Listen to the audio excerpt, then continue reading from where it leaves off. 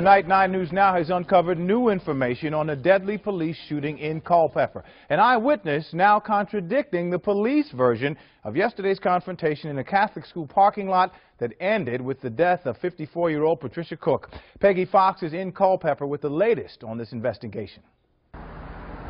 An eyewitness here in Culpeper is contradicting what state police are saying about the investigation and why the Culpeper police officer fired at a Sunday school teacher. He had his hand on the door handle, one hand here and one hand, I remember distinctly because his hands were real close together. Kris Buchele says he saw a Culpeper Town Police officer shoot 54-year-old Patricia Cook to death in this church parking lot yesterday morning. Cook was in her Jeep Wrangler. State police say Cook rolled up the window, catching the officer's arm inside and then dragged him. Buchele says it didn't happen that way. He was right next to the vehicle. He had one hand on the door handle and one hand on his weapon.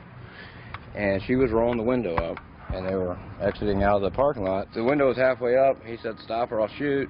And I really didn't think he was going to do it. But she got the window all the way up, and that's when he shot. And then she took it left out of the parking lot here. And he stepped out in the street and fired 5 more times. Buchele says the officer was not dragged. He says he couldn't have had his arm caught because he fired through the glass. I'm angry, I'm frustrated, I'm sad. I'm fighting back tears right now. Cook's husband doesn't understand why an officer would shoot his unarmed wife multiple times. Personally, I think it may be an overreaction. Maybe excessive force, but I can only surmise that. He doesn't know why his wife was in the parking lot of the Epiphany Catholic School.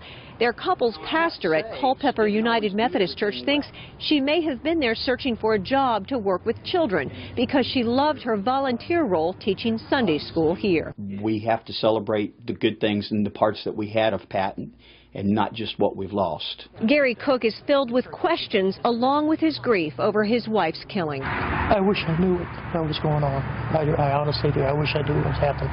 Culpeper Town Police and the County Sheriff's Department are assisting state police in the investigation. No charges have been filed, but Gary Clark is talking to an attorney about possible legal action.